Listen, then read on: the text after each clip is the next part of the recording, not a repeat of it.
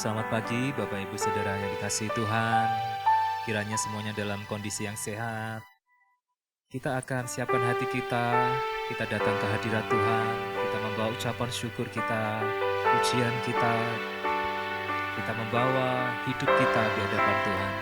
Mari Bapak Ibu Saudara jemaat Tuhan, kita akan tundukkan kepala kita satukan hati kita satu dalam doa. Bapa, kami bersyukur sungguh karena kasih setiamu di dalam hidup kami boleh ada sebagaimana kami ada hari ini dengan kondisi yang sehat, tidak kekurangan sesuatu apapun. Terima kasih ya Bapa, Engkau sungguh baik dalam hidup kami. Kami rindu memuji dan meninggikan nama-Mu Tuhan, mengangkat hati kami, suara kami, memuji dan meninggikan nama-Mu. Berkati setiap kami, jemaat-Mu. Biarlah Tuhan berkenan hadir di tengah-tengah kami dan menjamah setiap kami. Berikan kami kekuatan yang baru. Terima kasih Bapa. Kami serahkan ibadah kami dari awal hingga akhir ke dalam tangan-Mu. Di dalam nama Tuhan Yesus Kristus kami berdoa dan bersyukur. Haleluya. Amin. Mari kita bersyukur meninggikan Tuhan dengan segenap hati kita. Nyanyian syukur kita yang mengucap syukur di hadapan Tuhan atas segala kasih-Nya, berkat-Nya dalam hidup kita.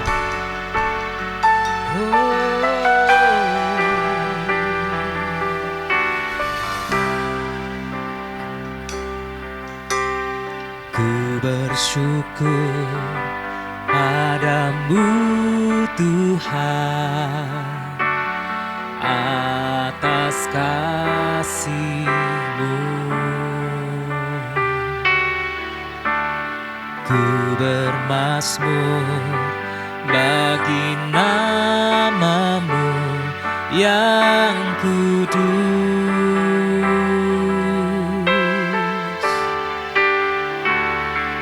sebab Engkau kebenaranku,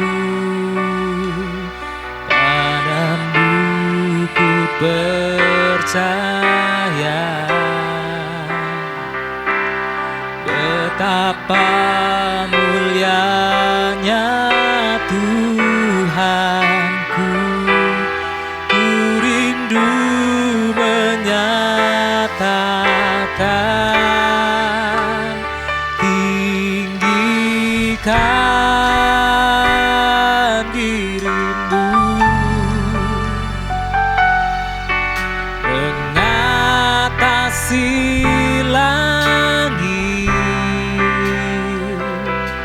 kebesaran-Mu Tuhan,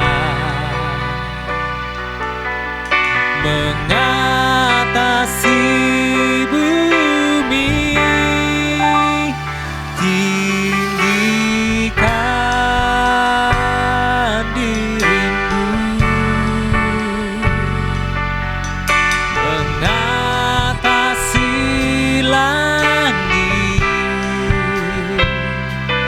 kemuliaan-Mu Tuhan, mengatasi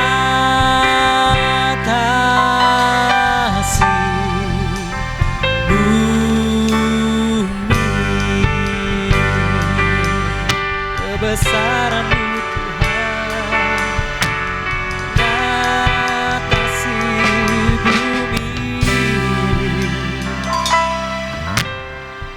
bersyukur padamu Tuhan atas kasih-Mu.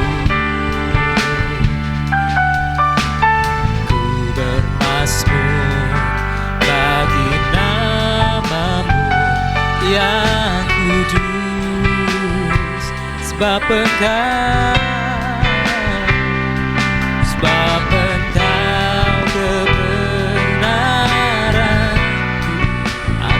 percaya.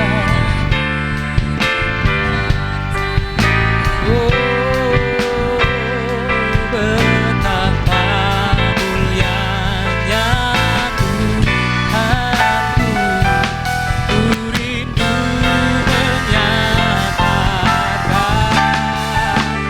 tinggi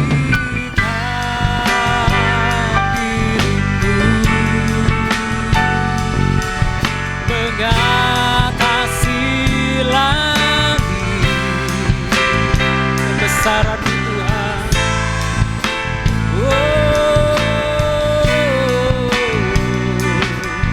Mengatasi bumi, tinggikan diri-Mu, mengatasi langit, kemuliaan-Mu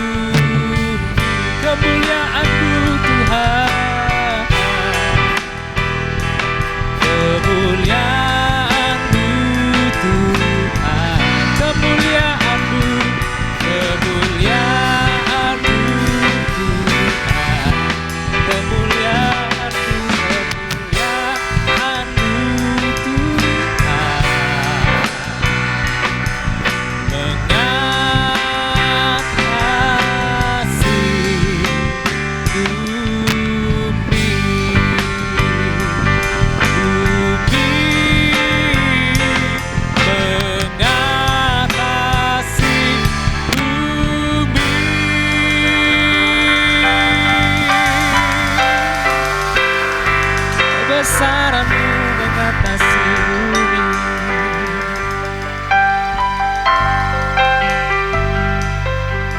Haleluya.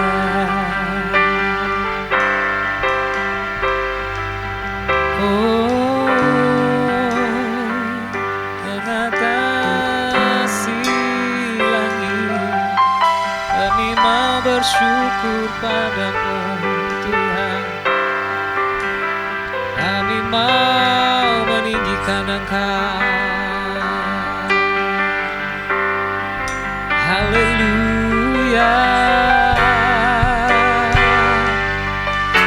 Terima kasih Tuhan. Kami mau bermazmur atas segala kebaikan-Mu dalam hidup kami. Terima kasih, pujian syukur naikkan padamu. Haleluya, haleluya.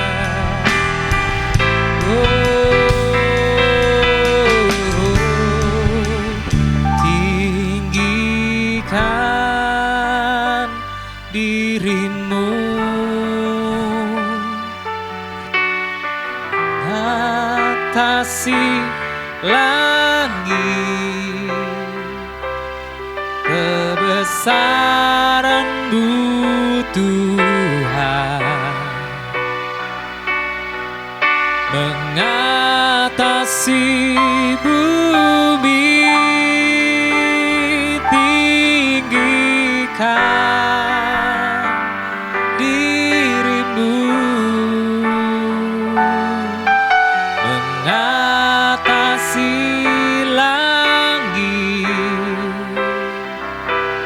kemuliaan-Mu Tuhan, kebesaran-Mu Tuhan, kebesaran-Mu Tuhan, kemuliaan-Mu, kemuliaan-Mu Tuhan,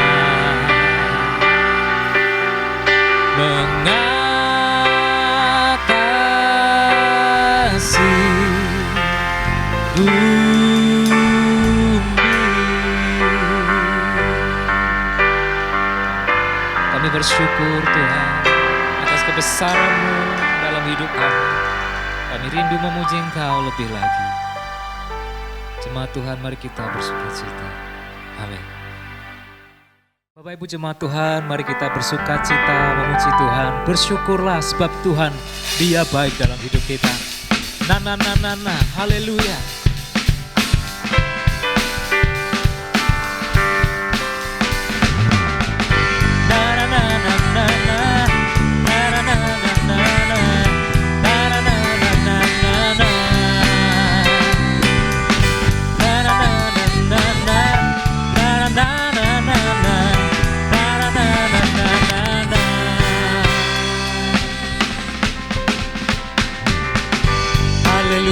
Ku memuji-Mu Tuhan, karena kasih-Mu tak berkesudahan.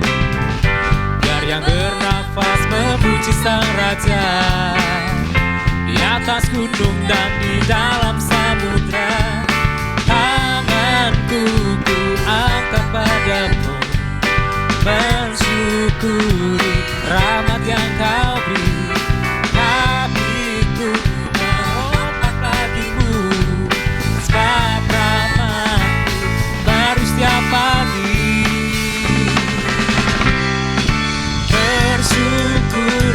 Kepada Tuhan, sebab Dia baik, sebab Dia baik.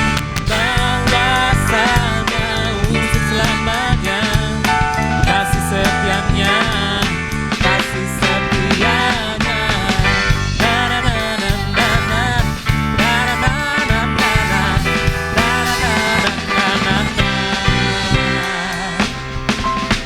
Haleluya. Memuji-Mu Tuhan, karena kasih-Mu tak berkesudahan. Biar yang bernafas memuji Sang Raja, di atas gunung dan di dalam samudra. Tanganku angkat padamu, mensyukuri rahmat yang Kau beri. Kakiku melompat bagimu, sebab rahmat-Mu baru setiap pagi. Bersyukurlah kepada Tuhan, sebab Dia baik, sebab Dia baik. Bahwasanya untuk selamanya, kasih setianya, kasih setianya. Bersyukurlah kepada Tuhan, sebab Dia baik, sebab Dia baik. Bahwasanya untuk selamanya, kasih setianya, kasih setianya. Bersyukurlah kepada Tuhan, sebab Dia baik, sebab Dia baik. Bahwasanya untuk selamanya, kasih setianya, kasih setianya.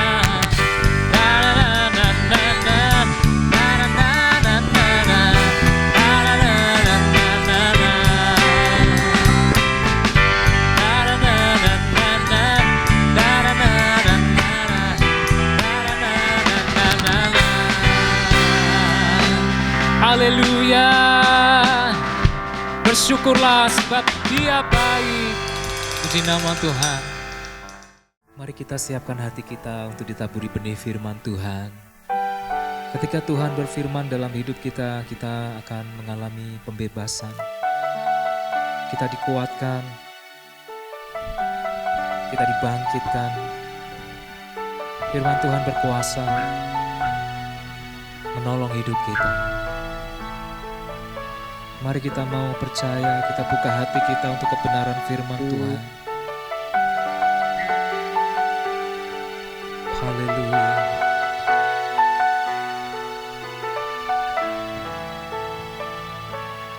Ku yakin saat Kau berfirman,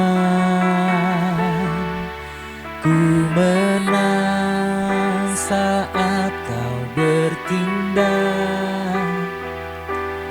hidupku hanya ditentukan oleh perkataanmu. Ku aman karena kau menjaga, ku kuat karena kau menopang.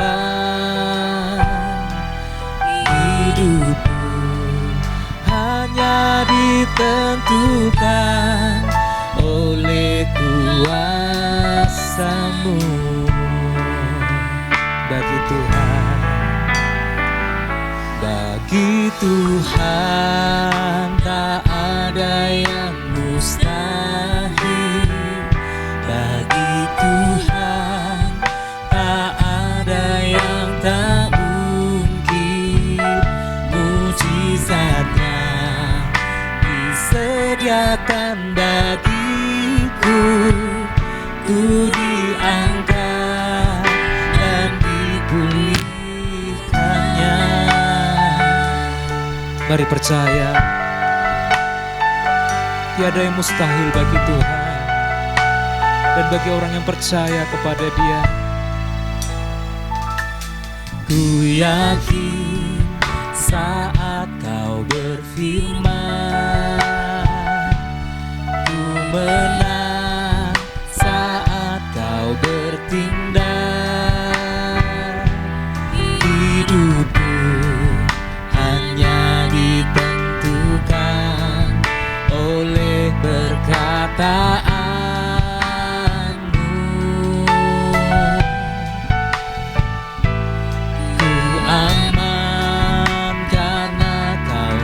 Jaga, ku kuat karena kau menopang. Hidupku hanya ditentukan oleh kuasa-Mu.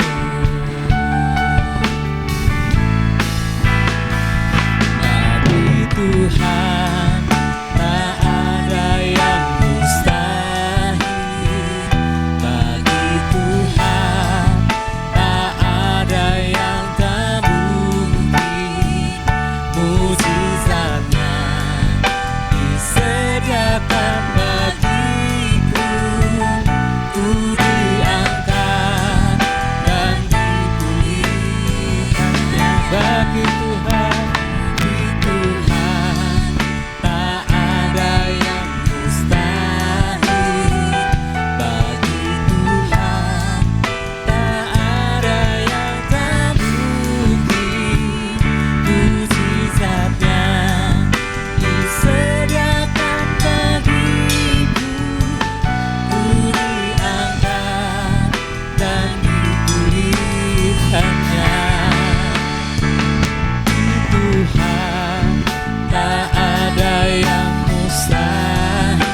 bagi Tuhan tidak ada yang tidak mungkin. Mari percaya, mujizatnya disediakan bagiku. Ku diangkat dan dipulihkannya. Ku diangkat dan dipulihkannya. Ku dipulihkannya.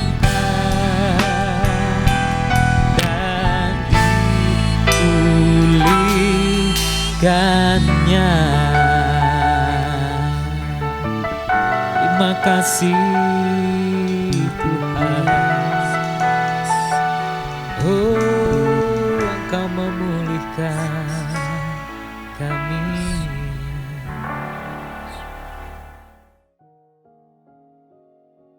Mari kita tunduk kepala kita berdoa. Bapa, berkati pemberitaan firman-Mu.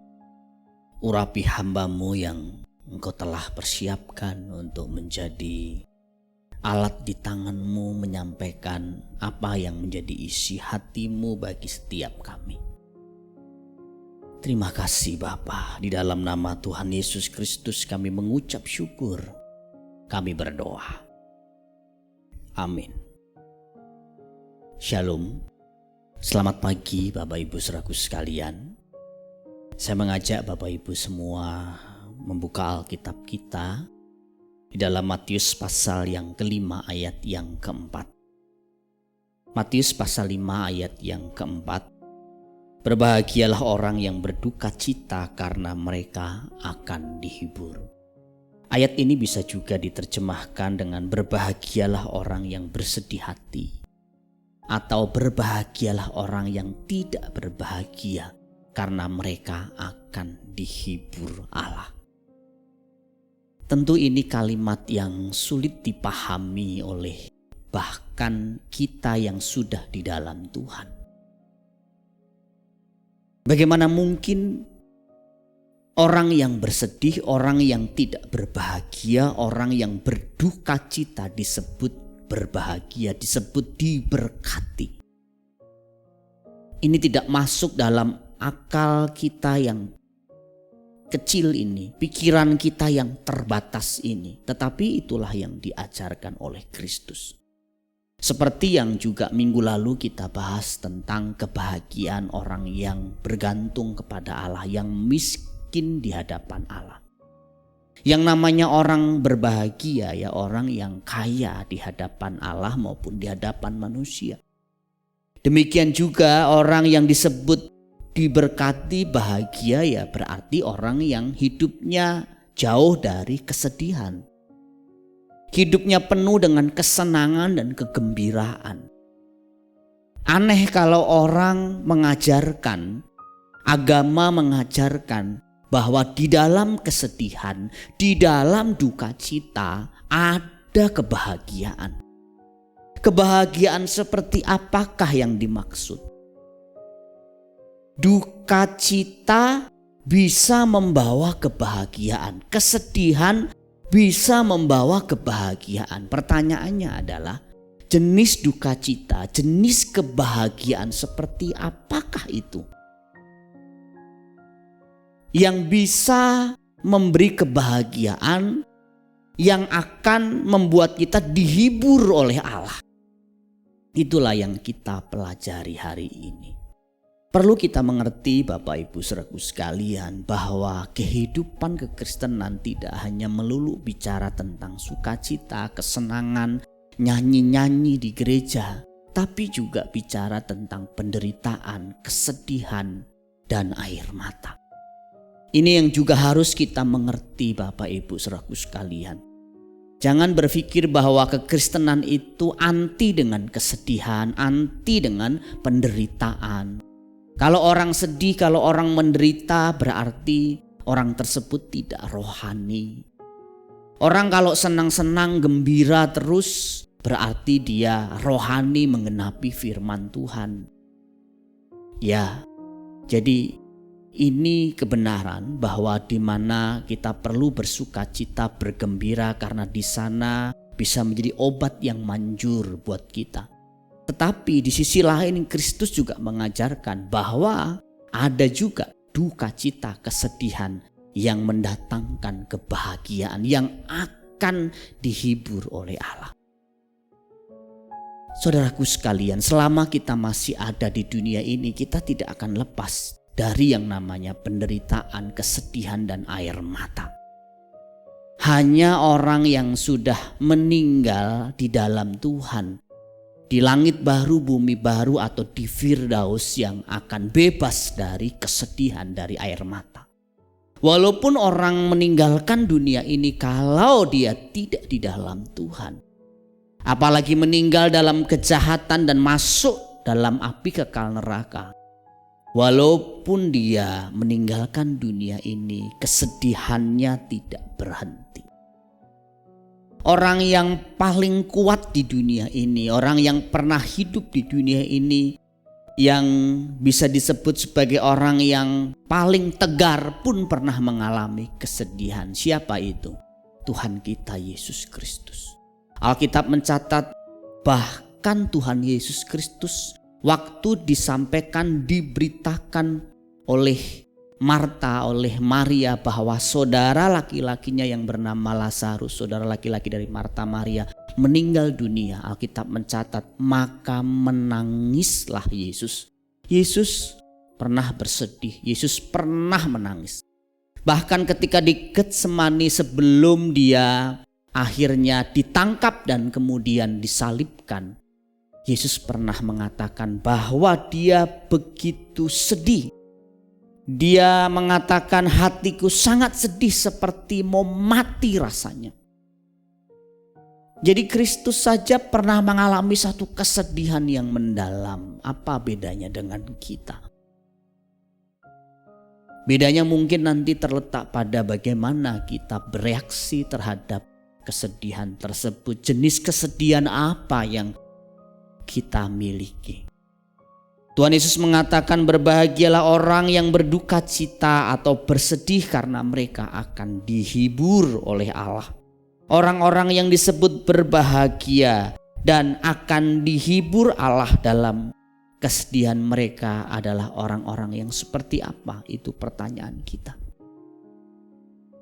Lalu apa yang membedakan dengan kesedihan kita selama ini? Apakah kita bersedih, berduka, dan jenis kesedihan atau duka cita kita termasuk dalam duka cita yang diberkati Allah, yang mendatangkan kebahagiaan, yang akan dihibur Allah? Atau jangan-jangan duka cita kita, kesedihan kita selama ini adalah kesedihan yang tidak mendatangkan kebahagiaan, tidak diberkati oleh Allah, dan tidak akan dihibur oleh Allah? Kita perlu mencari jawaban dari pertanyaan ini.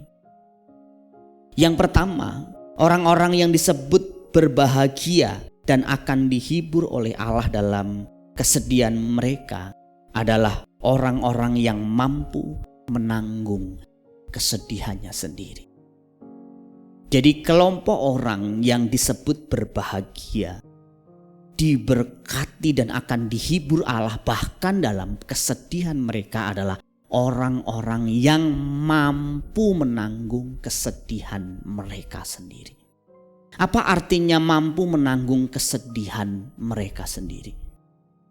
Ini artinya orang-orang tersebut bukan tidak mengalami masalah atau kesedihan, atau mencoba berpura-pura menyangkali kesedihan, tetapi di dalam kesedihannya orang tersebut tidak mengasihani diri, tidak larut di dalam kesedihan dalam jangka panjang. Ya, tidak bisa dipungkiri kita pasti mengalami kesedihan, entah ditinggalkan oleh orang yang kita cintai, entah kita kehilangan harta benda, mengalami kebangkrutan, divonis dokter sakit dan mungkin ada di ujung maut, dan masih banyak yang lain faktor penyebabnya. Tapi orang yang mampu menanggung kesedihannya sendiri adalah orang yang tidak mengasihani diri, tidak memilih larut di dalam kesedihan tersebut. Boleh bersedih, tapi beda dengan larut dalam kesedihan dalam waktu yang panjang. Pada akhirnya kita harus melanjutkan kehidupan kita dengan hati yang tegar, saudaraku sekalian. Pandemi ini menyisakan kesedihan yang begitu mendalam atas banyak orang. Banyak dari saudara-saudara kita yang dipanggil pulang. Banyak di antara saudara-saudara kita yang kehilangan orang yang mereka cintai, juga kehilangan harta benda, mengalami kebangkrutan. Saudaraku sekalian, mungkin salah satu orang yang mengalami kesedihan ini. Tetapi orang-orang yang berbahagia yang akan dihibur oleh Allah adalah orang yang mampu mengatasi, mampu menanggung kesedihannya. Dia tidak terus-menerus mengasihani diri, terus-menerus larut dalam kesedihan tersebut, hingga akhirnya dia melakukan hal-hal yang tidak perlu, tidak terhormat, tidak terpuji. Orang yang mampu menanggung kesedihannya sendiri juga orang-orang yang tidak menyalahkan siapapun di dalam kesedihannya. Dia nggak menyalahkan Tuhan, dia nggak menyalahkan keadaan, dia nggak menyalahkan orang-orang yang mungkin tidak sanggup membantunya. Dia tidak menyalahkan siapapun, termasuk tidak menyalahkan dirinya sendiri, karena ada hal-hal tertentu memang di luar kemampuannya.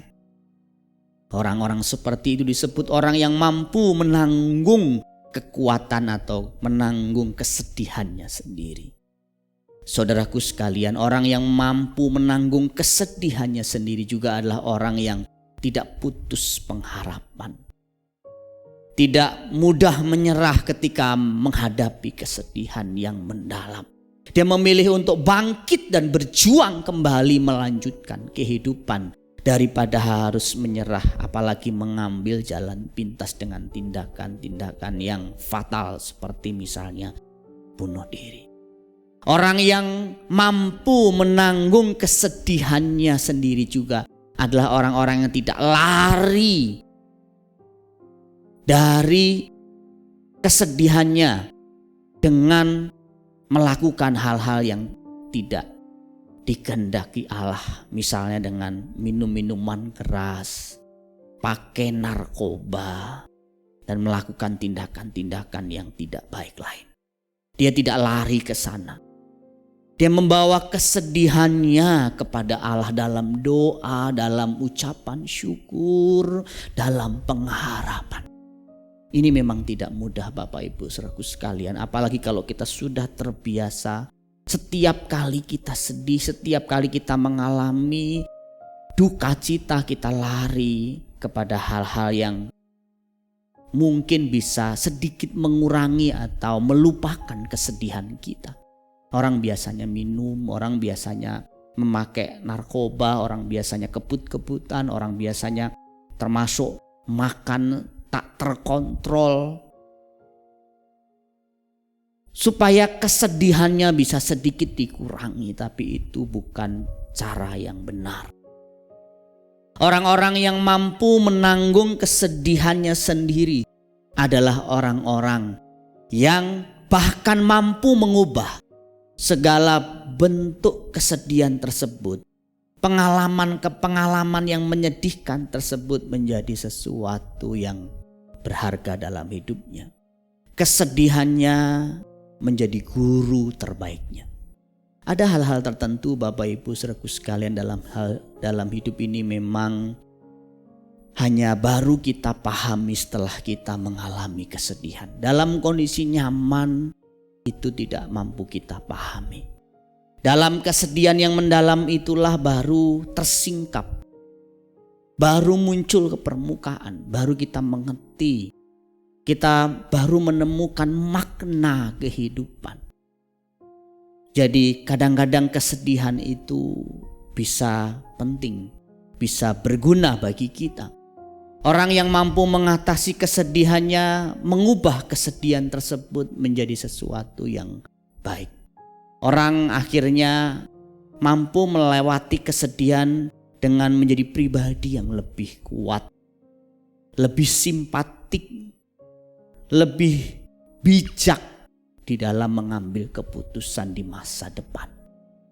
Dan Bapak Ibu saudaraku sekalian, kita perlu memiliki justru jenis kesedihan seperti ini. Karena orang-orang seperti ini disebutkan oleh pemazmur, sengsaranya akan dihitung Tuhan, air matanya akan ditampung dalam kirbat Tuhan. Tidak semua sengsara dihitung Tuhan. Tidak semua air mata ditampung dalam kirbat Tuhan.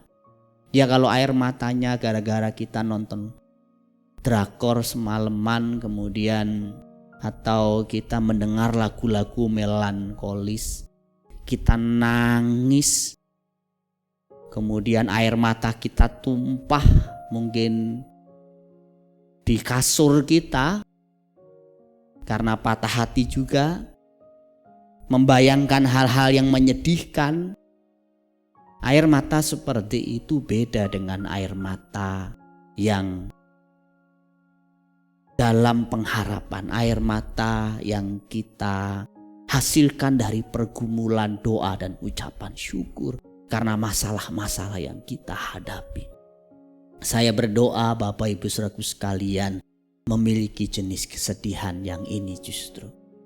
Mari kita hadapi masalah ini dengan tegar, dengan kuat. Kita tidak tahu pandemi ini sampai kapan dan masalah ini akan merenggut apa dalam hidup kita. Saya berdoa semuanya sehat, semuanya kuat. Tapi kalau kita harus mengalami hal-hal yang buruk sekalipun, biarlah kita tidak larut dalam kesedihan. Kita tidak menjadi kecewa, marah dengan siapapun. Kita tetap menaruh pengharapan kepada Allah. Kita tidak lari kepada hal-hal yang tidak terhormat, tidak terpuji. Dan kita mampu mengubah segala hal yang buruk tersebut. Kesedihan kita tersebut membuat kita makin kuat, makin bijak, dan makin simpatik. Yang kedua, orang-orang seperti apakah yang disebutkan di sini sebagai orang-orang yang akan dihibur oleh Allah? Orang-orang yang diberkati dan berbahagia adalah orang-orang yang mau menanggung kesedihan sesamanya. Kalau kita mampu menanggung kesedihan kita sendiri, itu kita orang yang kuat. Tetapi kalau kita juga bisa menanggung kesedihan orang lain, kita orang yang luar biasa. Bahasa lain dari orang yang mampu menanggung kesedihan orang lain adalah mampu berempati, bersimpati dengan kesedihan atau dengan penderitaan orang lain. Tidak tutup mata, tutup hati dengan penderitaan sesama kita. Saudaraku sekalian, Tuhan Yesus sudah menubuatkan bahwa nanti pada akhir zaman kasih kebanyakan orang akan menjadi dingin. Orang akan masa bodoh dengan kesedihan, dengan penderitaan, dengan masalah orang lain. Orang akan cari aman buat dirinya sendiri, cari selamat buat dirinya sendiri, baik secara jasmani maupun rohani. Tidak peduli orang mau mati, orang mau hidup, terserah, itu bukan urusan saya, katanya. Tapi itulah realitas yang kita harus juga hadapi dan terima akhir-akhir ini Bapak Ibu Saudaraku sekalian. Pandemi ini menyisakan kesedihan yang mendalam. Bukan hanya bagi kita, juga bagi kebanyakan saudara kita. Kita bisa mengambil peran, kita bisa mengambil bagian. Tentu Tuhan tidak akan menuntut kita kalau kita tidak punya. Jangan tutup mata dengan penderitaan sesama kita. Jangan tutup mata dengan kesedihan sesama kita. Lakukan apa yang bisa kita lakukan. Alkitab mencatat bahwa banyak orang pada akhirnya dilempar ke lautan api kekal neraka. Bukan karena apa yang dilakukannya selama di dunia ini. Seperti misalnya dia membunuh, dia berzina, dia mencuri, dia korupsi. Bukan.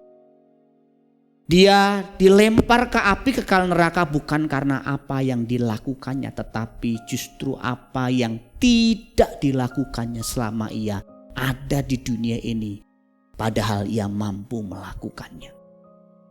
Contoh paling sederhana yang kita bisa lihat adalah orang kaya dalam cerita orang kaya dan Lazarus yang miskin. Orang kaya itu setelah mati masuk ke tempat penderitaan. Dia menderita di sana. Bukan karena selama hidupnya di dunia ini dia melakukan tindakan-tindakan tadi seperti membunuh, berzina, mencuri, hasil korupsi kekayaannya, bukan. Tetapi karena selama ia ada di dunia ini, ia tidak melakukan apa yang seharusnya ia lakukan. Yaitu memperhatikan Lazarus yang miskin, yang Tuhan taruh di depan matanya. Itulah yang menjadi alasan, salah satu alasan mengapa orang kaya tersebut ada dalam api kekal neraka atau di tempat penderitaan. Saudaraku sekalian, di balik kepercayaan yang besar itu ada tanggung jawab yang besar. Di balik pengetahuan kebenaran yang kita miliki, kepercayaan yang kita miliki, Tuhan akan menuntut kita. Makanya Alkitab mengatakan banyak mereka yang banyak tahu banyak dituntut. Jadi kalau kita tahu banyak kebenaran firman Tuhan, kita juga dituntut banyak. Kalau kita memiliki banyak keterampilan, kita dituntut lewat keterampilan kita menolong sesama kita, membantu sesama kita. Demikian juga kalau kita punya banyak harta, itu hukum kerajaan Allah. Kalau kita punya banyak karunia, Tuhan juga tuntut kita melakukan sesuatu bagi kerajaannya. Jadi ini yang perlu kita mengerti Bapak Ibu Saudaraku sekalian. Yang ketiga, orang-orang yang disebut berbahagia dan akan dihibur oleh Allah adalah mereka yang bersedih atas dosa-dosa mereka. Tentu pertama-tama dosa mereka, tapi juga dosa orang-orang yang Tuhan taruh di hati mereka untuk didoakan. Orang yang disebut berbahagia, diberkati, dihibur oleh Allah. Orang yang bersedih atas dosa-dosanya. Menyadari bahwa dia orang berdosa dan dia perlu bertobat sungguh-sungguh. Dia bersedih, dia meratapi dosanya juga bukan karena dosanya telah membuat kekacauan. Banyak orang bersedih karena dosanya telah membuat kekacauan, bikin dia sakit, dipecat, kemudian keluarganya hancur. Itu sebabnya dia bersedih. Itu bukan pertobatan yang benar, yang sejati, bukan dasar yang kuat. Dia sedih karena dosanya telah melukai hati Allah. Itu yang benar. Kesedihan seperti itulah yang digambarkan oleh Paulus sebagai duka cita, kesedihan yang sesuai kehendak Allah, yang menghasilkan pertobatan dan membawa pada keselamatan jiwa. Dan Tuhan mau kita punya kesedihan seperti itu. Pada titik tertentu saudaraku sekalian, kalau kita sudah terbiasa berbuat dosa, lama-lama kita nggak punya kesedihan lagi dengan dosa yang kita lakukan, dan itu berbahaya. Orang kalau sudah tidak bersedih atas dosa yang dilakukan, itu dia pada taraf yang sangat fatal kehidupan spiritualnya. Orang kalau masih menyadari dia berdosa dan dia mau bertobat, masih ada keselamatan dalam diri orang tersebut. Mengapa orang-orang seperti itu akan dihibur Allah? Di mana letak penghiburannya? Letak penghiburannya adalah karena orang-orang tersebut akan diampuni oleh Tuhan dalam ratapan kesedihannya. Itulah yang dicatat dalam Mazmur pasal 32 ayat 1. Berbahagialah orang yang diampuni pelanggarannya, yang dosanya ditutupi. Jadi kebahagiaan orang yang diampuni oleh Allah, kebahagiaan orang yang dosanya tidak diperhitungkan oleh Allah, itu kebahagiaan yang sejati. Tidak ada yang lebih membahagiakan daripada kita menyadari bahwa kita diampuni Tuhan. Berapa harga pengampunan tidak ternilai Bapak Ibu Saudaraku sekalian.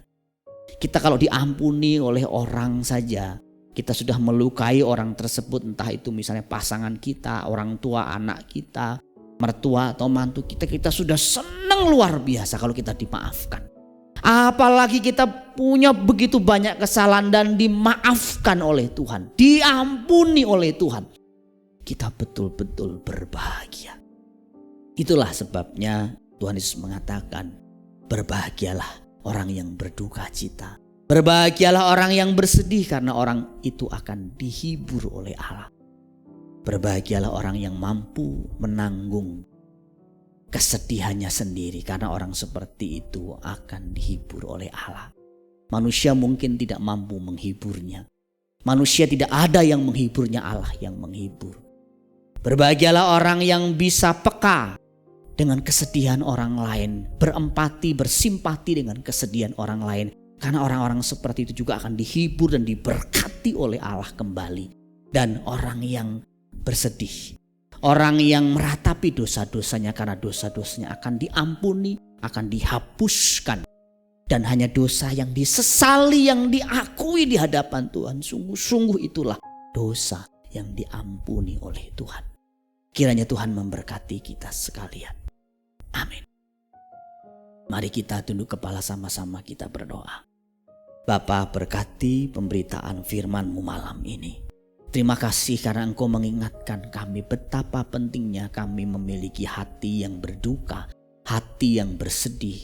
Karena dosa-dosa kami, kesalahan-kesalahan kami, juga dosa-dosa orang-orang yang kami kasihi. Sehingga kami perlu bersafaat buat mereka, mendoakan mereka. Kami tahu kesedihan seperti itu akan Engkau hibur, akan Engkau kuatkan. Terima kasih Bapa, terima kasih untuk pengampunan-Mu. Engkau telah mengampuni segala dosa dan pelanggaran kami.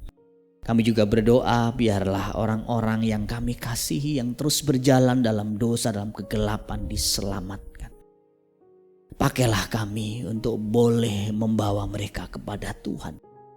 Dimulai dari kami pribadi yang mau peduli, mau memperhatikan mereka sehingga mereka boleh menerima kabar baik dari Tuhan. Terpujilah nama-Mu Bapa, terpujilah nama-Mu. Kami berdoa buat sahabat-sahabat kami, saudara-saudara kami yang mengalami masalah pandemi ini. Mereka yang sakit, mereka yang berjuang untuk sembuh, Tuhan berikan kesehatan, kekuatan dan kesembuhan. Mereka yang mengalami dampak ekonomi, Tuhan tolong berikan kekuatan dan jalan keluar. Terpujilah nama-Mu Bapa. Kalau sebentar kami mengakhiri ibadah kami, biarlah berkat-Mu turun atas kami sekalian. Jemaat yang dikasihi Tuhan, sekarang kedangkan tangan-Mu, arahkan hatimu, terimalah berkat Tuhan. Tuhan memberkati engkau dan melindungi engkau. Tuhan menyinari engkau dengan wajah-Nya dan memberi engkau kasih karunia. Tuhan menghadapkan wajah-Nya kepadamu dan memberi engkau damai sejahtera. Berkat itu datang dari Allah Bapa kita di surga, kasih sayang dari Tuhan Yesus Kristus serta pimpinan penyertaan Roh Kudus akan memimpin menyertai hidupmu mulai hari ini sampai Maranatha. Tuhan datang kedua kali menjemput kita sekalian dalam awan-awan permai. Sama-sama ini berkati kita berkata, amin. Selamat pagi, Tuhan Yesus memberkati kita sekalian.